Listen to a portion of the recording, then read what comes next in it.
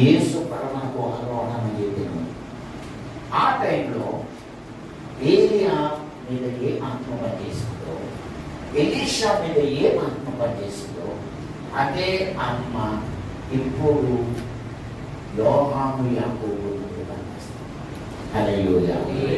చెప్పండి.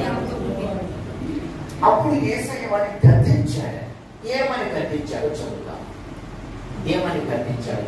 లూకా సువార్త 9వ అధ్యాయంలో గద్దించెను అని ఫుట్నోట్లో రాశాడు. శిష్యులైన యాకోబును యోహానును చూసి ప్రభువా ఆకాశం నుండి అగ్ని దిగి వీరిని నాశనం చేయనట్లు మేము ఆజ్ఞాపించడం నీకు ఇష్టమని అడుగగా, అగ్ని దిగి వచ్చి వీరిని నాశనం చేయడం నీకు ఇష్టమా అని అడగగా ఆయన వారి తట్టు తిరిగి వారిని గద్దించాడు.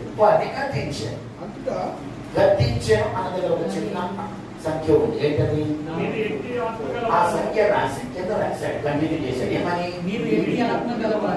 ఏమని గద్దించాడంటే, మీరు ఎట్టి ఆత్మ గలవారో మీరు మనుష్య కుమారుడు మనుషుల ఆత్మలను రక్షించుటకే గాని నశింపచేయుటకు రాలేదు అని గట్టిగా స్తోత్రం చెప్పండి. నిజానికి ఆ ఊళ్ళోకి వాళ్ళు ఎందుకు రావద్దన్నారు? యేసు ఎందుకు రావద్దన్నారు అంటే ఆన్సర్ పైన ఉంది. ఏంటి ఆన్సర్? ఆయన యెరూషలేమునకు వెళ్ళుటకు అభిముఖుడై ఉన్నందున, అంటే యెరూషలేముకు వెళ్ళడానికి అభిముఖుడై ఉన్నందున దేవుడే వాళ్ళ హృదయాలు కఠినపరిచి రానివ్వాలి. అయినా వీళ్ళు చేసి పిచ్చుకొని ఏంటో తెలుసా? వీళ్ళు కోపం వచ్చింది, కానీ వీళ్ళ కోపానికి కారణం వీళ్ళు పిచ్చుకొని చేశారు. బస ఎక్కడ ఏర్పాటు చేయాలి? యోదయ. బస ఎక్కడ ఏర్పాటు చేయాలి? వాళ్ళు యెరూషలేములో కుదరకపోతే బెతనియాలో చేయాలి, బెత్లెహేములో చేయాలి. ఇంకా చిన్న ఎంట్రన్స్ బోర్డు ఉన్నాయి కదా. ఆయన కూడా యెరూషలేము వెళ్ళినప్పుడు ఎక్కడికి వెళ్ళాడు? ఫస్ట్ బెతనియాకు వెళ్ళాడు. ఆ బెతనియాలో ఆయన తల మీద అత్తరు కోసం అభిషేకించిన రోజు గుర్తుందా? అది యెరూషలేములో జరగలేదు, బెతనియాలో. సో బెతనియా ఉంది, బెత్లెహేము ఉంది, ఇంకా బోర్డు చిన్న ఊళ్ళు ఉన్నాయి. అక్కడికి వెళ్ళి వీళ్ళు అక్కడ బస్సు ఏర్పాటు చేయకుండా ఎక్కడ చేశారు? సమరయ. సో వీళ్ళది తప్పు వీళ్ళదై ఉండి మళ్ళీ కోపం పై మనలో కూడా కొంతమంది అంటే తప్పు మనదే, దేవుడిని కోపం. నాకు ఇంటికి ఇలా జరుగుతుంది, నాకేంటి ఇలా జరుగుతుంది, నాకేంటి దరిద్రం, నాకేంటి పేదరికం, నాకేంటి కష్టం, నాకేంటి సమస్య, లేకపోతే నాకేంటి అని దేవుడి మీద నువ్వు తిరుగుబాటు చేస్తున్నావు.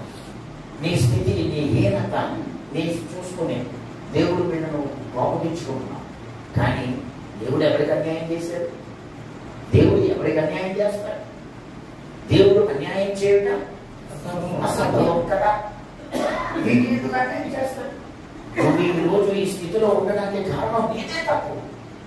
ఎంత ఫ్రస్ట్రేషన్ నీకు ఉండడానికి, ఎంత వ్యతిరేకత నీకు ఉండడానికి, ఎంత అసహనం నీకు ఉండడానికి, అసంతృప్తి నీకు ఉండడానికి నువ్వే కారణం. నువ్వెక్కడ తప్పు చేశావో చూసుకో. నీకు ఒక పని చెప్తే నువ్వు ఇంకో పని చేశావు. ఏమన్నంటే నేను బలహీనం అంటాను. నేను చేశాను. నీ తలపులు ఎటు పరిగెడుతున్నాయి. నీ ప్రార్థన నీ కష్టకాలంలో ఎలా ఉంది? నీకు ఒక విషయం చెప్పరా? బలహీన సమయంలో మరెక్కువ ప్రార్థన చేయాలి. నీ బలహీనత నేను తొందర పెడుతున్నప్పుడు మరెక్కువ ప్రార్థన చేయాలి. ఎప్పుడు గంట చేసేవాళ్ళు ఎప్పుడు 2 గంటలు చేయాలి, 3 గంటలు చేయాలి. కానీ సైతాన్ గాడు నీ బలహీన సమయంలో నేను బలహీనపరిచే ముందు వాడు నేను ఎక్కడ దెబ్బపడతానంటే ప్రేయర్ లైఫ్ దెబ్బపడతాను. ముందు నీ వీక్నెస్లో నేను చెరపట్టాలంటే, నీ వీక్నెస్లో నేను అరికట్టాలంటే వాడి ముందు ఆ వీక్నెస్లో జయించడానికి కారణమైన ప్రేయర్ లైఫ్ ఫస్ట్ దెబ్బపడతాను. నేను ఈ మాట్లాడుతున్నందుకు బాగా తెచ్చుకోకండి. నీ ప్రేయర్ లైఫ్ ఎలా ఉంది? ఈరోజు 8 గంటలు ప్రార్థన చేశాను, నిన్న 8 గంటలు ప్రార్థన చేశాను. అప్పుడే జనవరి వచ్చి వెళ్ళిపోతుంది నీ కళ. ఈ జనవరిలో ఎంతవరకు ప్రార్థన చేశావు? ఏమన్నా ప్రేయర్ లైఫ్ పెంచావా? ప్రార్థనా జీవితాన్ని ఏమన్నా పెంచావా? సంవత్సరం వచ్చేప్పుడే నెల అయింది కదా, నువ్వేమన్నా పెంచావా ప్రేయర్ లైఫ్? నీ వీక్నెస్ తో ఆడుకోవడానికి వాడికి ఎక్కడ అవకాశం వచ్చిందంటే నీ వీక్నెస్ లో గెలవడానికి కారణమైన ప్రేయర్ లైఫ్ అది మర్చిపో, అక్కడ దెబ్బపడ్డాడు. సో ప్రేయర్ లైఫ్ అయినప్పుడు పనికి మాలిన ఆలోచన వస్తాయి, పనికి మాలిన తలంపులు, పనికి మాలిన సమస్యలు సులువుగా చిక్కులలో పడేసే హల్లెలూయా. ఈ ఇద్దరు శిష్యులలో ఈ స్పిరిట్ ఉండడానికి కారణం తప్పు వాళ్ళది, ఆ ఊరోడికి కాదు. వెంటనే అక్కడి నుంచి వాడు వెళ్తాంలో వచ్చి, ప్రభువా నేను ఎక్కడికి వెళ్ళినా నేను వెంట వస్తాం అని అప్పుడు అన్నాడు యేసయ్య, ఆకాశంలో పక్షులకు పూలు ఉన్నాయి, నక్కలకు కానీ మనుష్య కుమారుడు. ఆ మాట ఎందుకు అన్నాడంటే ఇల్లు లేక ఆ ఊళ్ళో ప్లేస్ లేదన్నా. చాలా మంది అనుకుంటారు యేసయ్యకి ఇల్లు లేదు. నేను క్రిస్మస్ మెసేజ్ కూడా చెప్పాను, యేసయ్యకి 3 ఇల్లు ఉన్నాయి. ఒకటి తాతల కాలం నాటి ఇల్లు, ఏ సత్రమైలో అయితే పుట్టాడో అది బెత్లెహేములో దావీదు పుట్టిన స్థలం.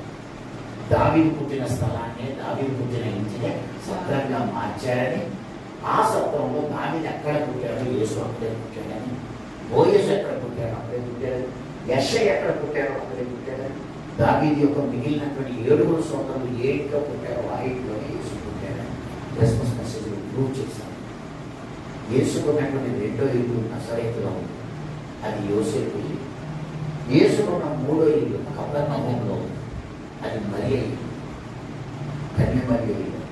సో 3 ఇల్లులు ఉన్న యేసయ్య మనుష్య కుమారుడు తలవాల్చుకోవడం కూడా నాకు స్థలం లేదన్నాడు మాట ఎందుకు వాడాడు అంటే, వాస్తవానికి ఆయన ఊళ్ళో స్థలం లేదు, రావద్దన్నారు ఊళ్ళో. ఎందుకే మాట్లాడారు, ఈ ఊళ్ళో మాత్రమే కాదు అసలు మనుష్యులలో కూడా స్థలం లేదు. ఆకాశ పక్షులు అంటే దురాత్మలకు చోటు, నక్కలకు గొరియలు అంటే చిత్తుల మారి నక్కలు లాంటి మనుష్యులకు చోటు. ఈ హృదయాలలో ఎవరెవరికి చోటు ఉంది? దురాత్మలకు చోటు ఉంది, మోసగాళ్లకు చిత్తులు మారిన నక్కలు లాంటి మనుషులకు చోటు ఉంది. కానీ మనుష్య కుమారుడుగా వచ్చిన నాకు తలపాల్చుకోవడానికి మీరు హృదయంలో చోటు లేదు అని ఇండైరెక్ట్గా అన్నాడు. డైరెక్ట్గా నేను ఈ ఊళ్ళో నాకు చోటు కొనందున్నాను, నాకే చోటు లేదు అన్నాడు. అంతే కాబట్టి సో ఇదే పరిస్థితి ఇంకొంచెం ముందుకు వెళ్తే, అంటే ఇప్పుడు వెనక్కి వెళ్తాం. వెనక్కి వెళ్తే 42:9 వచనంలో యోహాను ఏలిన వాడ ఎవడో ఒకడు నీ పేరట దెయ్యములను వెళ్ళగొట్టుతారు మేము చూచి వాడు మనల్ని వెంబడించువాడు కాదు వాడిని ఆటంకపరిచిమని చెప్పాను. ఇక్కడ కూడా యోహానే. ఇప్పుడు యోహాన్లో ఏ స్పిరిట్ పనిచేస్తుంది? ఆటంకపరిచాడు. ఇప్పుడు అగ్ని దింపుదామా అన్నదేమో సమరయ. అగ్ని దింపకముందు పొజిషన్ ఏంటి? దారిలో ఉన్నారు, వాడికి ఇంకా పని అప్పగించలే. వాడు పని అప్పగించినప్పుడు సీరియస్ గా మ్యాటర్ తీసుకుని, ప్రభువా ఒకటి చూసాం, వాడు ఏకంగా దెయ్యాలు వెళ్ళగొడుతున్నాడు నీ పేరు మీద, అయితే వాడు మనలను వెంబడించేవాడు కాదు. చెప్పనేంటి?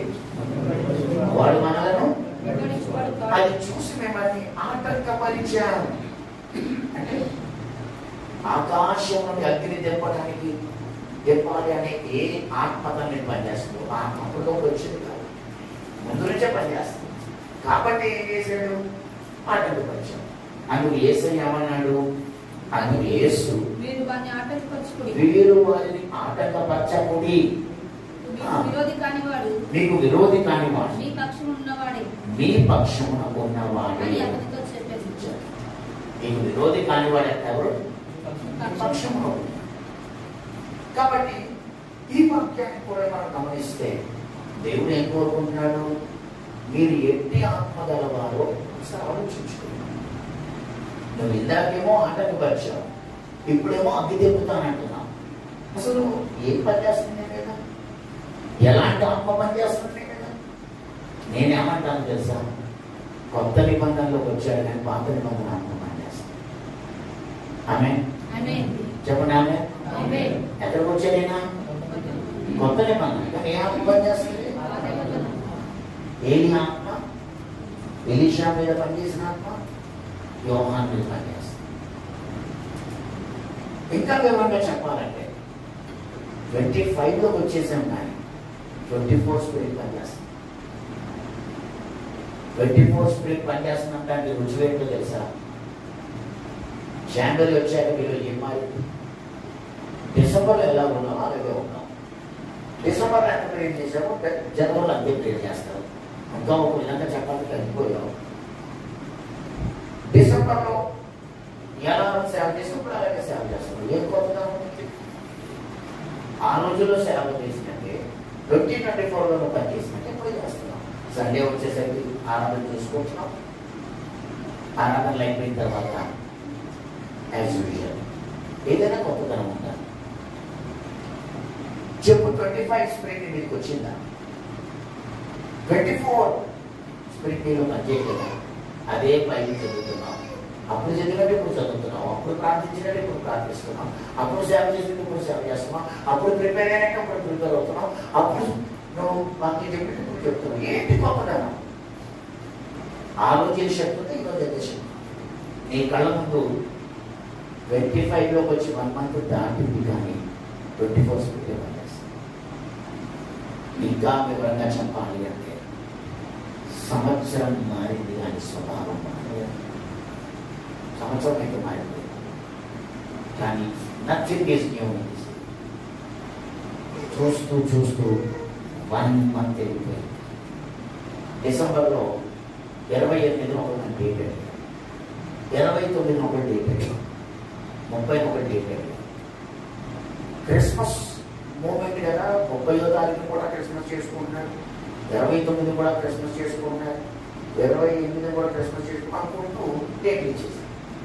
తీరా డేట్ ఇచ్చేసాక నేను మీటింగ్లు పెట్టుకుంటే నాకు అర్థమైంది క్రిస్మస్ ఏంటంటే సిద్ధపాటు నేను ఇంకా క్రిస్మస్ అని చెప్పేది అనుకున్నాను. వెళ్ళేది మంచి క్రిస్మస్ ఊపేది ఉన్నా కాబట్టి క్రిస్మస్ మెసేజ్గా వెళ్ళిపోయాను కానీ అసలు క్రిస్మస్ లేదు. తలుపులు చేసుకుని అందరూ ఉపాసనాలతోటి మోకాళ్ళ మీద పడి ఏడుస్తున్నారు. అయ్యా 2025 వచ్చేస్తుంది, నన్ను సిద్ధపరచు. 2025 వచ్చేస్తుంది, నువ్వు నాతో మాట్లాడు. 2025 వచ్చేస్తుంది, నా కొత్త గోల్స్ ఏంటి, కొత్త టార్గెట్స్ ఏంటి, నేను సెట్ చేసుకోవాల్సిన విధానం ఏంటని ప్రిపరేషన్ పెట్టింది. నాకు షాక్ అయిపోయింది. ఒకవేళ నేను కొంచెం లేట్గా అయ్యి అప్పుడు అర్థం కూడా వినకపోయింది క్రిస్మస్ ప్రసంగం చెప్పేది. ఆ తర్వాత అయోమయం అయిపోతుంది. మీకు ఇలా చెప్పాను, కనీసం ప్యాంప్లెట్ చూసుకోలేదు. నేను ఆ ప్యాంప్లెట్ క్రిస్మస్ లాగా తీసుకోలేదు, అంత టెన్షన్గా ఉన్నాను. సో మొత్తానికి నన్ను క్షమించు, ప్యాంప్లెట్ చూడలేదు, నువ్వే ఒక 5 నిమిషాలు నన్ను తీసుకొచ్చావు. ఈ ప్రార్థన మీరందరూ ఆడమని చూపించావు.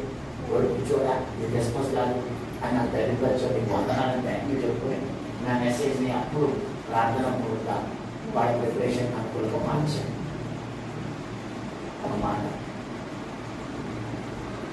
3 రోజుల ముందు నుంచి ఎంతో మంది సిద్ధపడ్డారు 2025 కోసం. కనీసం ఒక్కరోజు ముందు ఎంతో మంది సిద్ధపడ్డారు 2025 కోసం. నువ్వెంత సిద్ధపడ్డావు? 2025లో అడుగు పెట్టే ముందు నువ్వు ఎంత సిద్ధపడ్డావు చెప్పు. నువ్వెంతవరకు ఉపవాసం ఉన్నావు? 31st వచ్చింది, క్యాజువల్గా గడిచిపోయింది. ప్రభువా, let me set my goals. నా కొత్త టార్గెట్స్ ఏంటి? 2025లో నా ప్రోగ్రామ్ ఏంటి? 2025లో నా ప్రాజెక్ట్ ఏంటి? ఇప్పుడు 2024లో నా ప్రాజెక్ట్ ఏంటి? అష్టదిగ్బంధనం. అష్టదిగ్బంధనం అయిపోయిన వెంటనే 25 ప్రాజెక్ట్ ఏంటి అని అడిగాను. ఇప్పుడు ఇంటర్నేషనల్గా స్టెప్ చేయాలి. ఇంటర్నేషనల్గా స్టెప్ చేయాలి అంటే లాస్ట్ ఇయర్ ఓన్లీ నేపాల్ ఒక్క దేశం వెళ్ళొచ్చాను, బయట దేశాలకు వెళ్ళలేదు. అష్టదిగ్బంధనం చేశాను. ప్రభు అప్పుడు అష్టదిగ్బంధనం అయిపోయింది. ఈ సంవత్సరం కూడా ఇండియా అంతా తిరగాలంటే క్యాషువల్గా తిరుగుతాను, పొద్దున తిరుగుతాం. ఎందుకంటే ఆల్రెడీ నేను అడుగు పెట్టి చూసేసాను. ఇప్పుడు నేను ఇంటర్నేషనల్గా స్టెప్ చేయాలి. ఇప్పుడు నేను ఒమన్లో ఉంటాను, యోగ సమాధిలో ఉండాలి ఈ సమయంలో. కానీ నాకు వీసా ఉంది, అన్నీ వచ్చేసాయి.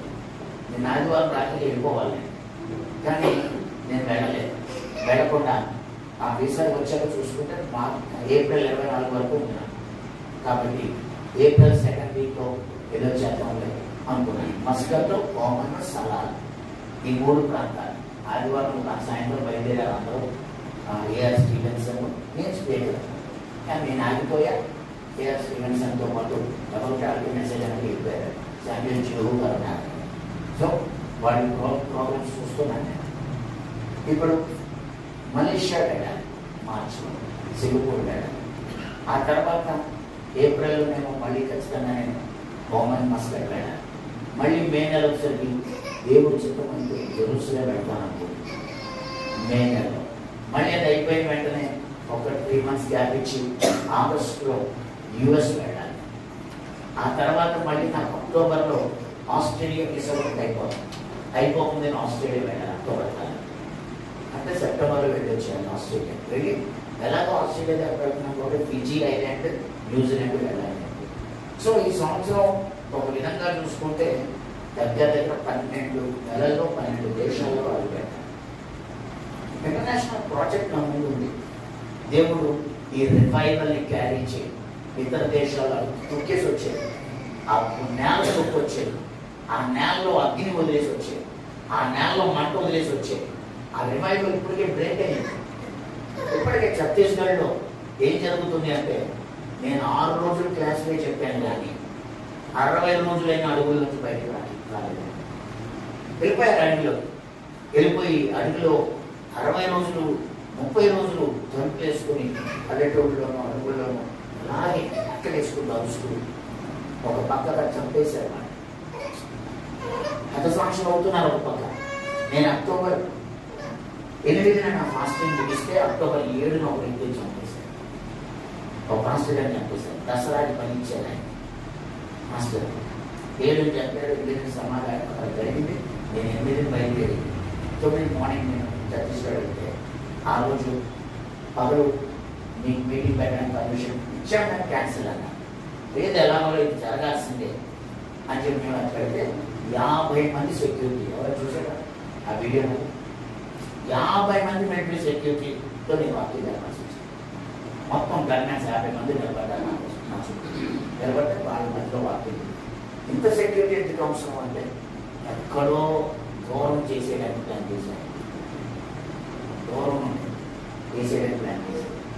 సో అట్లా జరగదండి. ఎందుకంటే ఇంకే నేను ఫాస్టింగ్ ముగించాను. 8th ముగించి వాడు 9th వచ్చాను. నన్ను ఎక్కడో వేయలేదు. మీరు టెన్షన్ పడకుండా అవన్నీ అవసరం. మా బాధ్యత మేము పాటించాను. ఆ మీటింగ్ అయిపోయిన తర్వాత నేను వచ్చేసినందున పాస్టర్ గారు వేసేయడండి లిస్ట్లో పెట్టాను. ఇప్పుడు ఆ పాస్టర్ గారు క్రిస్మస్ వచ్చేసారు, హైదరాబాద్ వచ్చేసి అక్కడి నుంచి మళ్ళీ కాశ్మీర్కి వెళ్ళిపోయి ఇక ఎక్కడెక్కడో బయటకు దిగుతున్నాను. 3 నెలలు దాకా రాబోతాను. నాకు పాస్టర్నే సేవ చేసుకుంటాను. పాస్టర్ సేవ చేసుకుంటాను. ఆయన బయట ఎందుకంటే అందరూ కలిసి చెప్పారు, నువ్వు ఊళ్ళో 3 months వరకు గవర్నమెంట్ చెప్పింది 3 months వరకు నువ్వు వస్తాయి. ఎందుకంటే ఆయన తప్పించుకున్నాడు కాబట్టి తీసుకోవాలి నువ్వే కాబట్టి నేను చేసేది. అన్ని కష్టాల్లో ఉన్నారు. నీకెంత స్వాతంత్రం ఉంది సేవ చేయడానికి, నీకెంత స్వాతంత్రం ఉంది ప్రార్థన చేసుకోవడానికి. నువ్వు అడవిలోకి వెళ్ళక్కర్లేదే, నీ ఇంట్లో తలుపులు వేసుకుని బయటికి రాకుండా ఒక 1 వారం రోజులు ఏడవగలవే. నీ ఇంట్లో తలుపులు వేసుకుని 1 వారం రోజులు ఉపవాసం ఉండగలవే. నువ్వు అడవిలోకి వెళ్ళక్కర్లేదే. నీకెంత స్వాతంత్రం ఉంది ప్రార్థన చేసుకోవడానికి, నీకెంత స్వాతంత్రం ఉంది. సో నేను ఈ జనవరిలో పాప పెళ్లికి మా పాప పెళ్లి ఉండగా నేను ఒరిస్సా పెట్టాను. ఒరిస్సా పారాదీప్ మీటింగ్స్కి వెళ్ళాను. ఆ మీటింగ్స్కి వెళ్ళాక పాస్టర్ గారు బాప్తిస్మాలు 50 మంది లేచారు. ఒక పక్కేమో పాప పెళ్లి, ఇంకో పక్క నేను వీటికి 3 రోజులు స్పీకర్, ఇంకో స్పీకర్ లేదు. 50 మంది లేచారు పాస్టర్ గారు. అప్పుడు మీరు బ్యాప్టిజం, ఈ 50 మంది మీరే బ్యాప్టిజం వాళ్ళకి లేదండి, అక్కడ పెట్టి కాబట్టి ఈ బ్యాప్టిజం పేరు చెప్పి నేను ఒకవేళ బ్రెయిన్ మిస్ చేసుకుంటాను, లేకపోతే ఇంకేదైనా జరగచ్చు, నన్ను ఇంకా చదువుకోవాలి కాబట్టి నేను వచ్చి ప్రార్థన చేసి మీరు నీళ్ళలో దిగాలి, నేను వచ్చేస్తానని చెప్పేసి వచ్చేసాను. నేను వచ్చేసిన తర్వాత ఆ పాస్టర్ గారు కూడా ఇప్పుడు హైదరాబాద్లో పాపిడి నా వెనకాల మరుసటి రోజే పాపిడికి వచ్చారు. పాపిడికి వచ్చి పాపిడి చించుకోవడానికి హైదరాబాద్ వచ్చి రేపు బయలుదేరుతారు. ఇక్కడే ఉన్నాయి. ఎందుకు అంటే కూర్చోబెట్టారు. నేను బాప్తిస్మా తీసుకుంటే వీడియో తీశాను. గవర్నమెంట్ పలుమార్లు ఫోన్లు చేస్తున్నారు. అక్కడ ఉండగానే ఫోన్ చేస్తున్నారు. మత మార్పిడి చేశారు. నేను మత మార్పిడి చేయలేదండి, మా విశ్వాసుల పిల్లలకే బాప్తిస్మా ఇచ్చాం, మా సంస్థలకే బాప్తిస్మా ఇచ్చాం, ఒక్కరు కూడా బయటకి నేను చెప్పలేదు అని చెప్పిన వాళ్ళు వినట్లేదు. సో ఇంటికి వెళ్ళాక అరెస్ట్, ఎలా ఉంచదు అని రెస్ట్ కాకుండా ఎక్కడి నుంచి వర్క్ చేసుకోవాల్సి వస్తుంది. ఇక్కడే సిటీలో ఉన్నాను మాస్టర్ గారు. ఇప్పుడు నేను వేరేకి వెళ్ళడానికి కలిసాను. ఆలోచించాను, ఇతర రాష్ట్రాల్లో మత స్వాతంత్రం లేక, సువార్త ప్రకటించే సౌకర్యాలు లేక, అవకాశాలు లేక ప్రాంతం చేసుకోవడానికి నేను డిసెంబర్లో చెప్పి జులై వెళ్ళాను. జులై వెళ్తే ఆ పిల్లల్లో మీటింగ్ పర్మిషన్ ఉంది కానీ నాకు పర్మిషన్ లేదు. అదేంటంటే చర్చిలో ఉంది కదా, చర్చిలో పాస్టర్ గారు చెప్పాలి, నువ్వు బయట రాష్ట్రం నుంచి వచ్చి ఎలా చెప్తున్నావు అని నన్ను తీసుకెళ్ళిపోతాను. నువ్వు బయట రాష్ట్రం నుంచి ఎలా వచ్చి చెప్తున్నావు, ఈ చర్చ్ పాస్టరే వాక్యం చెప్పాలి, నువ్వు ఎందుకు వచ్చావు, నీకెవరు చెప్పు మా ఊరికి మా రాష్ట్రంలో కాబట్టి అని నన్ను అరెస్ట్ చేయాలనుకుంటున్నారు అని చెప్పి నన్ను ముసుగేసి తీసుకెళ్ళడం. నన్ను ఎక్కడ ఎవరు ఫోటో తీసుకున్నారు, అయినా పబ్లిక్ మీటింగ్ లైవ్ వాక్యం ఆయన అక్కడ కాదంటారు. సో నన్ను కాపాడారు అక్కడ. ఇది జులైలో, ఇది నేను చెప్పిన డిసెంబర్ ప్రోగ్రామ్, ఇంకా చెప్పింది అక్టోబర్ ప్రోగ్రామ్. నువ్వు ఆలోచించి నీలో 2024 స్పిరిట్ ఇంకా పనిచేస్తుందా, నీలో పాత నిబంధన స్పిరిట్ ఇంకా పనిచేస్తుందా, నీలో ఫ్రస్ట్రేషన్ స్పిరిట్ పనిచేస్తుందా, నీలో ఇంకా 24 సంవత్సరం గడిచిపోయినా స్వభావం మారకుండా ఉన్నా. ఇక్కడ అంటున్నాను, నాతో నా పక్షముగా ఉన్న నాకు విరోధి కాని వాళ్ళు నా పక్షం. సో వాళ్ళు పుట్టప్పుడు ఇప్పుడు ఏమన్నా తెలుసా, 2 సార్లు అయితే ఇందాకేమో వాళ్ళు నాటకపరిచారు, ఇప్పుడు ఏమన్నావు అది దిగుతానంటున్నావు. కాబట్టి మీరు ఎట్టి ఆత్మ గలవారో మీరు ఎట్టి ఆత్మ గలవారో అని ఏమన్నాడు, మళ్ళీ చదవండి ఆ ఫుట్నోట్లో మాట.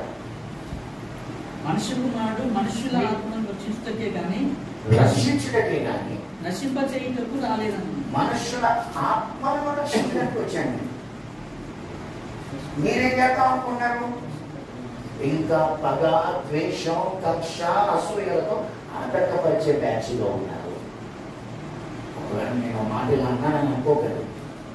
ఒకవేళ నీ భార్య సేవ చేస్తుంటే భర్త ఆటంకపరుస్తుంది, భర్త సేవ చేస్తుంటే భార్య ఆటంకపరుస్తుంది.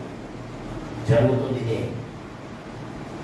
నీ భార్య ప్రేయర్ఫుల్, నువ్వేమంటాను ప్రేయర్ చేసుకోలేము.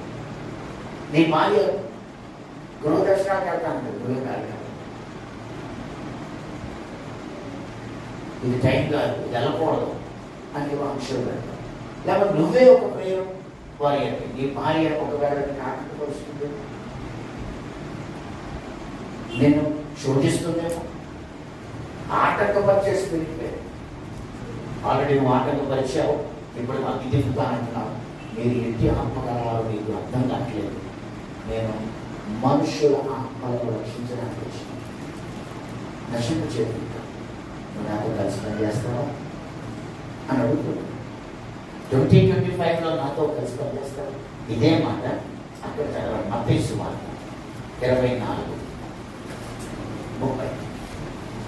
మత్తయి సువార్త 24:30. ఆ మనిషి కుమారుని సూచన ఆకాశం ముందు కనబడును.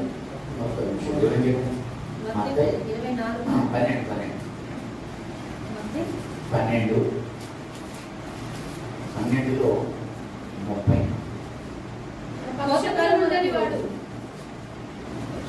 నా పక్షమున వాడు నాకు విరోధి, నాతో కలిసి సమకూర్చని వాడు, చెదరగొట్టవాడు.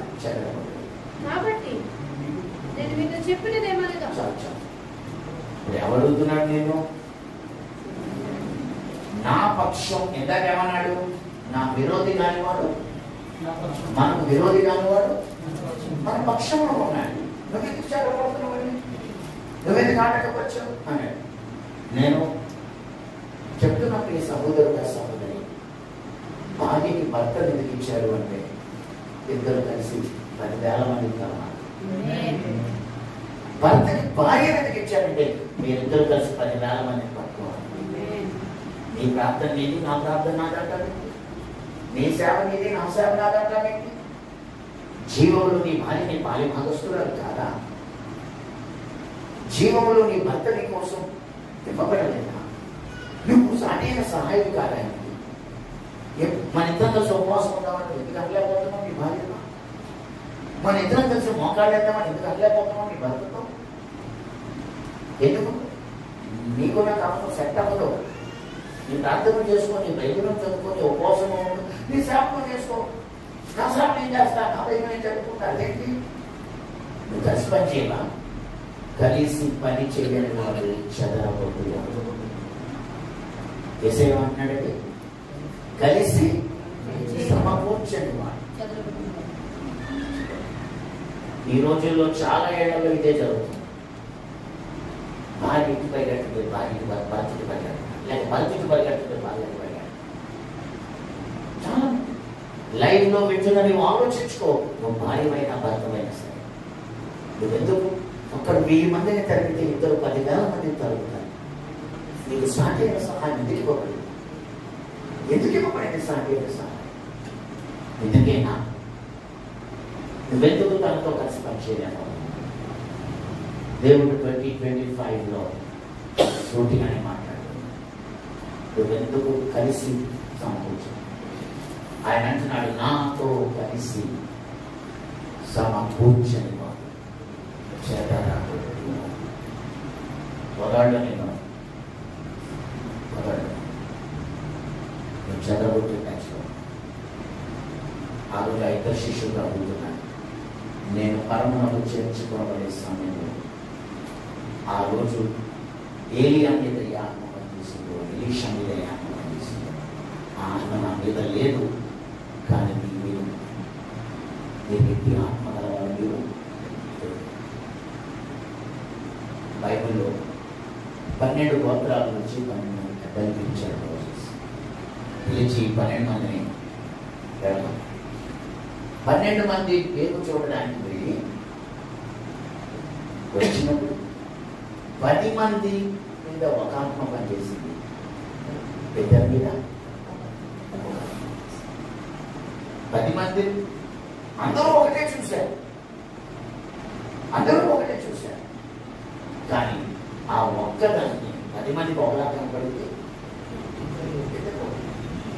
మోషే సంఖ్యాకాండంలో అంటారు. చూడండి, సంఖ్యాకాండంలో 14 వచ్చాయి, 24 వచ్చాయి.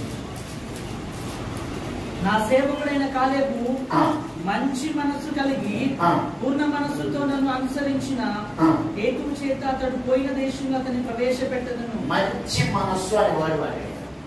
ఎవరైనా ఇంగ్లీష్ ట్రాన్స్లేషన్ చూడగలరా? మీ మొబైల్లో పెట్టి ఇంగ్లీష్ ట్రాన్స్లేషన్ చూడగలరా? మంచి మనస్సు అని దాన్ని ఏమాడి మొబైల్లో పెట్టి ఎన్ఐబి ట్రాన్స్లేషన్ ఏమన్నా చూడండి.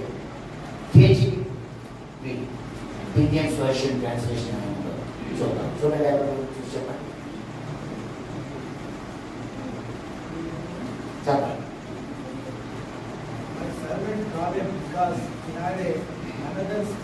My servant Caleb, because he had another spirit in him, and he has followed me fully, and he has followed me fully.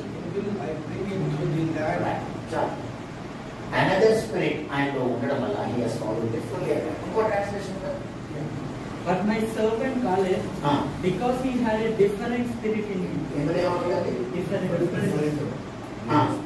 Different spirit. He had a different spirit in him and has been true to me with all his heart. All his heart. ఒక చోట fully, ఒక చోట all his heart. Fully అనడానికి కారణం another spirit.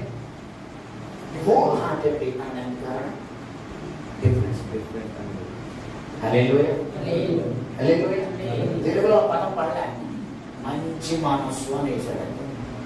అంటే మిగతా వాళ్ళందరూ ఏ మనసు? చెడ్డ మనసు. అది మంచిది, చెడ్డ మనసు. సో ఇప్పుడు తెలుగులో అయితే మంచి మనసు, చెడ్డ మనసు అని వచ్చింది, కానీ ఇంగ్లీష్లో Caleb had a different spirit. Caleb మీద అనదర్ స్పిరిట్ పనిచేస్తుంది. అది మోషేకి కూడా కోపమే. మోషేకి కోపం. ఎంత కోపం అంటే మోషేకి మాట్లాడమంటే బండను కొట్టాడు. ఆయన మాట్లాడాల్సిన మోసెస్ మొదటిసారి కొట్టాడు, రెండోసారి కొట్టాడు. సో మోసెస్ మీద ఉన్న స్పిరిట్ కాలేబ్ మీద లేదు. హల్లెలూయా. ఏరియా మీద ఉన్న స్పిరిట్ దేశం మీద ఉన్నట్టు మోసెస్ మీద ఉన్న స్పిరిట్ కాలేబ్ మీద లేదు, జాషువా మీద లేదు. హల్లెలూయా. హల్లెలూయా. వీళ్ళు జ్ఞాపకం చేసుకుంటే ఇప్పుడు యేసయ్య అడుగుతున్నాడు, మీరు ఎట్టి ఆత్మ గలవారో నువ్వు నాతో కలిసి పని చేస్తారా అని అడిగాడు. నాతో కలిసి పని చేసేవాడు సమకూర్చున్నాడు. నా పక్షమున ఉన్నవాడు నాకు విరోధి. మీరు మాత్రం డిఫరెన్స్.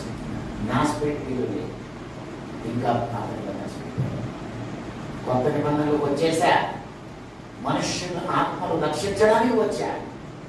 కానీ మీరు ఏలి ఆత్మ, ఏష ఆత్మ, మోషే ఆత్మ కలిగి ఉన్నారు.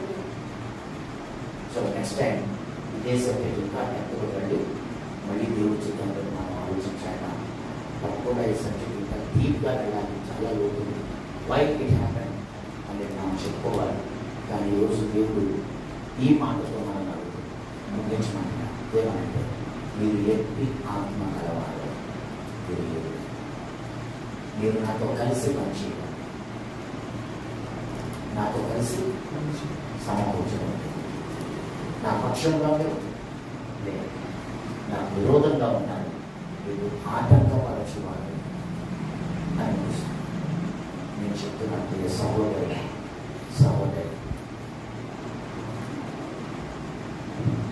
ఇవాళ 29,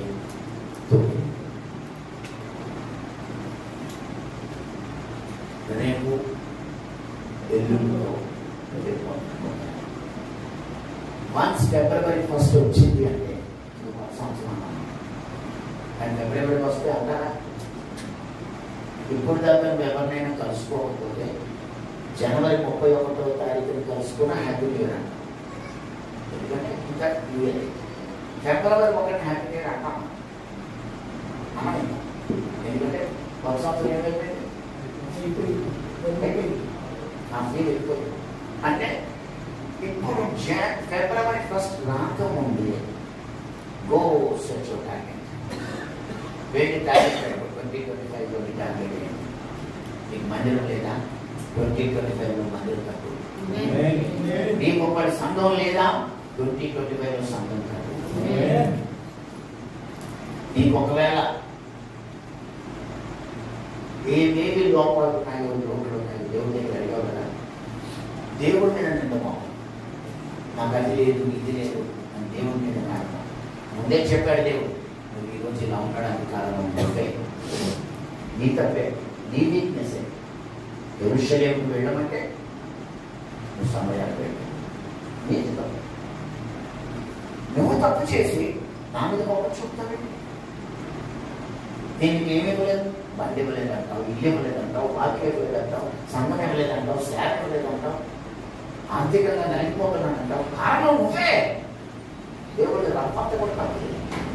ఆయన న్యాయము చేయడం అసంభవం పెద్ద అక్షరాలు రాసి ఈరోజు ఇలా ఉండడానికి గోశాఖ ఇంటికి వెళ్ళిపో 3 రోజులు బయటికి రాదు తలుపు చేసేసుకో 2025 నా టార్గెట్ ఏంటి 2025లో నా గోల్ ఏంటి 2025లో నా ప్రణాళిక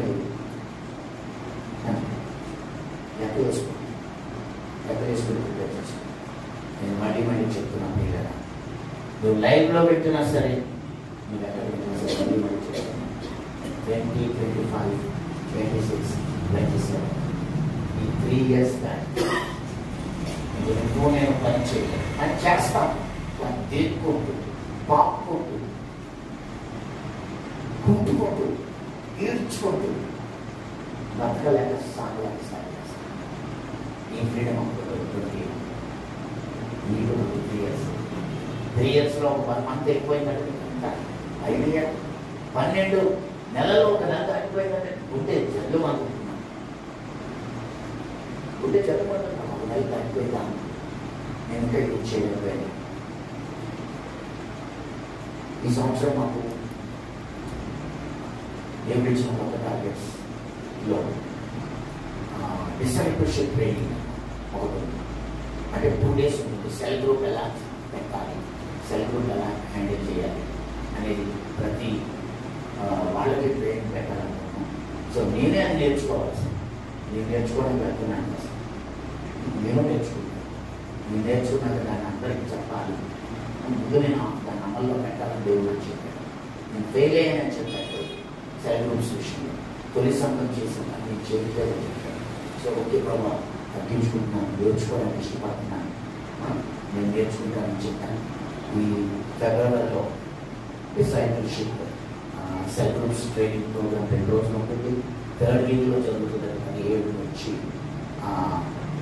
7 నుంచి జరుగుతుంది మీరు ఎవరైనా ఇంట్రెస్ట్గా ఉంటే ఒక 2 days కాబట్టి ఆ 17 నుంచి ఆ వీక్లో కూడా ఇంకా తెలియదు నాకు మండే ట్యూస్డే లేకపోతే ట్యూస్డే వెన్స్డేనా థర్స్డే అని తెలియదు దాంట్లో పాల్గొనాలనుకున్న వాళ్ళు ఇష్టమైన నష్టమైన ఓర్చుకోండి ఇది కాక 2nd weekలో మూలికల ప్రసవ వేదన విజ్ఞానం ట్రైనింగ్ ఉంది అందులో ఏంటంటే వాక్యం ఉండదు కానీ 50 hours 48 hours 2 days programme 2 daysలో 40 hours ప్రార్థన మిగతా అక్కడే పడుకోవాలి వెళ్ళి వస్తే మళ్ళీ 40 hours సో ఎవరికైనా ఇంట్రెస్ట్ ఉంటే జాయిన్ అస్ ఎక్కడో ఏకాంతంలో వెళ్ళిపోతాం ఫారెస్ట్లోకి లేకపోతే పొలాల్లోకి లేకపోతే తోటలోకి వెళ్ళిపోయి 2 days పెడతాం సో 2nd weekలో అది ఉంటుంది 3rd weekలో నేను 2 days ట్రైనింగ్ ప్రోగ్రామ్ ఉంటుంది ఇది కాక ఇంకా మీరు ఎవరైనా అపురుషుల ప్రవక్తల పాఠశాలలో పాల్గొనకపోతే టైం వేస్ట్ చేసుకోకుండా ఫిబ్రవరిలో రాజమండ్రిలో ఒక పాఠశాల జరుగుతుంది మార్చిలో మన కృష్ణాపూర్లో ఒక జరుగుతుంది బిహెచ్ఎల్ డోంట్ మిస్ ఇట్ మీరు ఆంధ్రాలో పాల్గొనాలి తెలంగాణలో పాల్గొనాలంటే మార్చిలో జరుగుతుంది పాల్గొని సమయాన్ని సద్వినియోగం చేసుకోండి తలుపులు వేసేసుకోండి ఏడవండి దావీదు దేవుని యొక్క విచారణ చేసినట్టు చేయండి